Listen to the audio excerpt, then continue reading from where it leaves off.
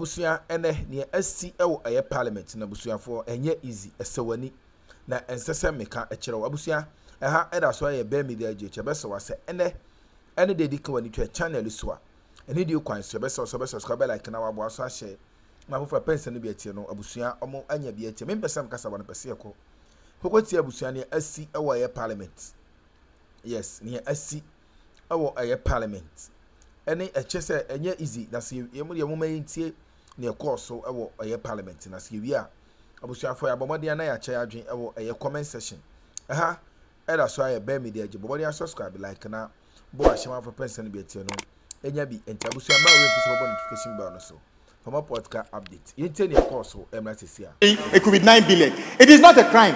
So Honorable Kabiru, your point is that you knew of a figure and you think that figure is static. No, that is not the way it works. The figures keep changing. So that is the fact. Mr. Speaker, since the minority leader brought this issue in, talking about prudence, let me remind you again. You paid $40 million for us to buy armored vehicles. We didn't even get Aboboya out of that. And yet, no, listen. Oh, you want me to say what to make you happy? I will tell you what your record is. I will tell you what your record is. You look, you are going to listen to me whether you like it or not. I'm saying, yes, we are talking about Honorable Minister, it is your budget that you are approving. Mr. Speaker. Minister, hold on. Mr. Speaker,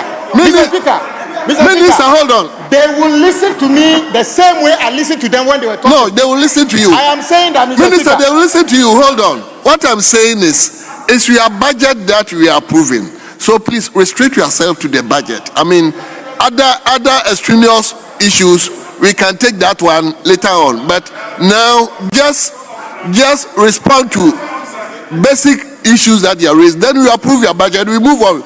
We have a lot of estimates to consider, please. Speaker, I am also a member of this house and can debate the way I like. I'm saying that because he talked about recklessness. This is a site that though our military people didn't have equipment, they paid $40 million to a company for armored vehicles. We didn't even get Aboboya out of it. Is it true or false? Minister, it is true. Minister, I'll go back to my point. Please, Minister. Mr. Speaker. Relevant issues. We have a situation where we are dealing with a cut and paste budget. Cut and paste figures. Mr. Speaker, address them. Don't say that the Winneba Swedro Road is a new initiative. Please. Leader, it's not a new initiative. Leader, thank you. It's not a new initiative. Your constituency received a lot of outbound motors during Akufo-Addo's era. Never seen. You are tested to it. You know that as a fact. Why are you not addressing it? Please stop this thing about we didn't do it and all that. I'm drawing your attention that your constituency benefited from a lot of projects even under Akufo-Addo. Your constituency was not abandoned. Honorable Defiamako. Indeed. And I'm telling you that this initiative is not new, and you know that. Leader, Mr. thank Speaker, you. I've addressed my point. Thank you. Yeah, Honorable Minister.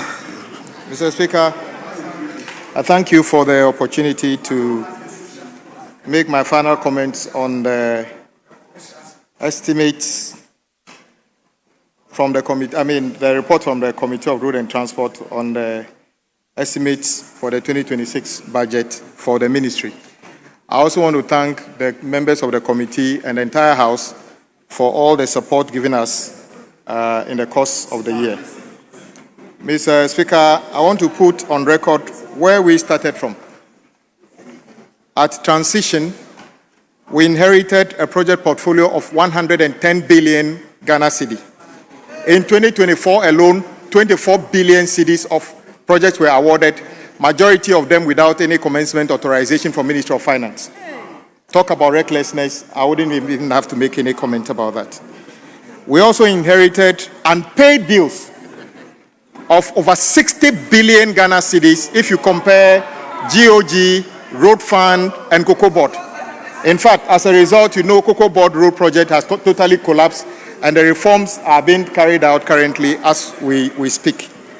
Mr. Speaker, 90% or more of the contractors on our roads were not on site. They stopped work because they have raised certificates and have not been paid for a long period of time and have actually stopped work.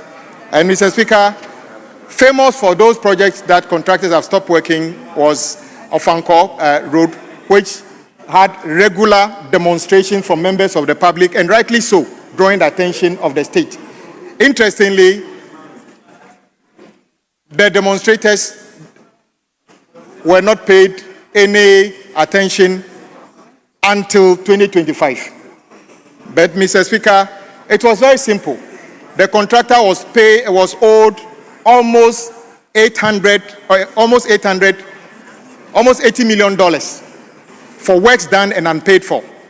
Mr. Speaker, President Mahama directed, and that was the first contractor that was paid. Almost 800 million Ghana cedi was paid to that contractor, and that is why that contractor is back to site today. So when the minority leader says that contractors are not being paid, I don't know whether he's talking about this country or he's talking about something else. Because a contractor they could not pay, of which the most important alignment on road traffic in our country, Akroma, was abandoned and the contractor was not working. Today, that contractor is working, and we are very, very hopeful that that project will be completed. Mr. Speaker, talking about prudence and other things, the minority leader and his party, if I want to remind them, paid $29 million for an Indian contractor as mobilization to build a road between Savelugu and Walewale, and the contractor took the money and walked free. $29 million. I am very sure that amount of money can pay a number of contractors who we owe even today.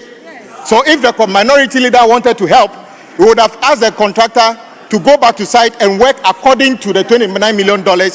And I'm calling upon their side, since you were the ones who brought that Indian contractor and wrote a contract and paid them the $29 million, I'm encouraging you to join hands with us to retrieve our $29 million from that contractor. Because guess what? One of the most dangerous roads still in our country is the road between Savelugu and Walewale. Minister. It's still dangerous. Minister, hold on. Mr. Speaker, before I sit down, I would agree. But I noticed that when my colleagues on this side were making presentation, in fact, even the minority leader was encouraging us to take a point of order. We did not, because we wanted it to flow.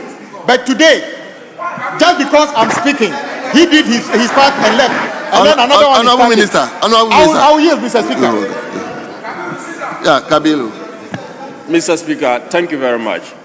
And I want to state that we are not doing this lightly.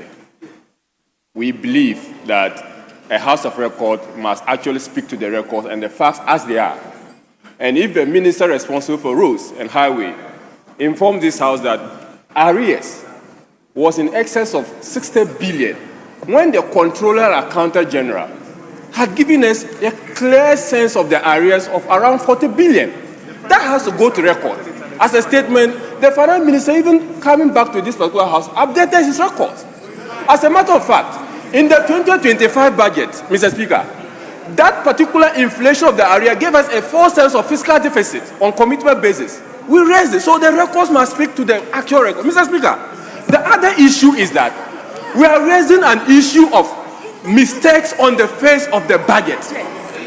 Mr. Speaker, that mistake is what we expected him to respond to, not to be doing other engagement, because the mistakes are so clear that when you present a 2025 budget, Thank you. Mr. Speaker, Thank you. that is the whole argument. Thank you.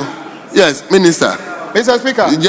Mr. Speaker. Just take you off. When my colleague, a good friend, got up, I thought, since I mentioned his constituency, of which a contractor was paid $29 million, I thought he was going to help me get that money. Let me help him. Let me help him. I told you already, me, when I say things in this house, you can take me on. Go and check the facts. At transition, you reported road fund was owing 5 billion. Today, it is 8 billion. So which record are you talking about? And I came here, hold on. You said, Honorable Akroma, you said things that I don't agree with. I kept quiet. It is not your turn to get up and speak. Get up. No. I said, you said, mention. No, I'm not yielding to you. I'm not yielding to you. Mr. Speaker. No. Mr. Speaker, he said some things. I'll come back to those things. Mr. Speaker, I said earlier, what's the part of the statement, that it is not unusual that when you have certain figures at transition, especially with road ministry, it is not a static figure. It keeps changing because contractors keep bringing in certificates on daily basis. So even the 8 billion I talked about today, I could get to the ministry. Let me go back. Minister, just restrict yourself to the budget. I beg of you, please. Hold on, Mr. Speaker. I also heard in the debate that some of the colleagues argued. Mr. Speaker,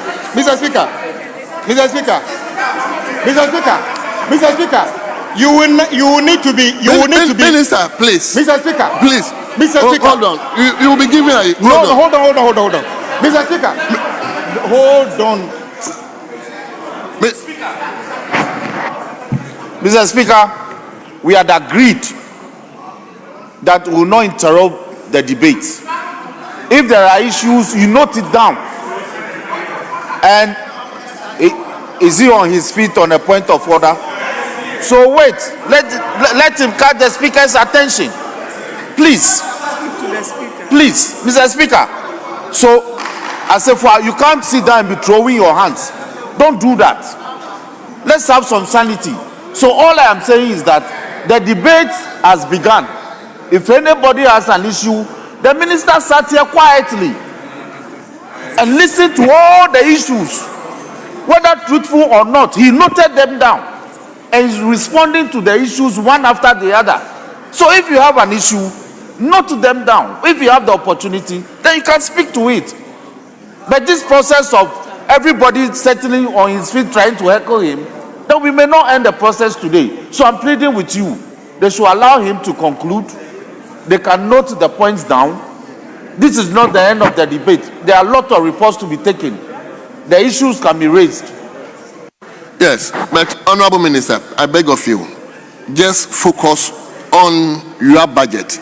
These extraneous matters, you will just invite unnecessary attention. Please, just restrict yourself and let's conclude on that. Mr. Speaker, I will take, Mr. Speaker, I will take your humble advice of raw materials and other things. So don't trivialize this. This is not a matter of like creating menial jobs. And Mr. Speaker, colleagues have made some statements that I think are very vital that we needed to deal with. We have serious problems with abandoned projects, especially the ones we have approved in this house in terms of suppliers, credit, and other things. And many of them have stalled, creating very challenging situations. So, for instance, Atigya-Thi is one of them. A very critical road was started under the previous government. Unfortunately, by Kuwaiti Fund, the debt situation means that the contractors park off-site. What have we done? President Mahama directed that since we are not too sure of what the cost to complete based on the loan agreement approved in this house, we should put it under the Big Push project. So today, if you go to Atigya-Thi, the contractor is back on site working. The motorway to Central University, the Tranche 1 by BHM is stalled. The contractor is not fully back on site. The Tranche 2, which is supposed to be the main carriageway, is now under Big Push being done by First Sky on site currently. That one will also be completed. So when colleagues talk about the fact that we do have serious challenges, I agree with them. And I appreciate the support we get from the entire house. And then let's come to the issue about the allocation in 2025 budget and then the expenditure. Mr. Speaker, even in the case of supply, where you can just say, I want a car. This is the car. I brought you the car. Pay me. Road projects or works-related projects are not like that. Mr. Speaker, we started a journey on the Big Push more than 8 months ago. Feasibility studies, costing, and then tendering process. Mr. Speaker, I reported in this house that there are Big Push contractors that have done 30% of the work already. The 30% of the work, the ceremonial sword cutting of a project, it is President Mahama who decided that instead of contractors moving to site for him to do sword cutting, on the day the contractor brought an excavator to site, contractors must show commitment and be on site and be working. So what you saw in September is not the big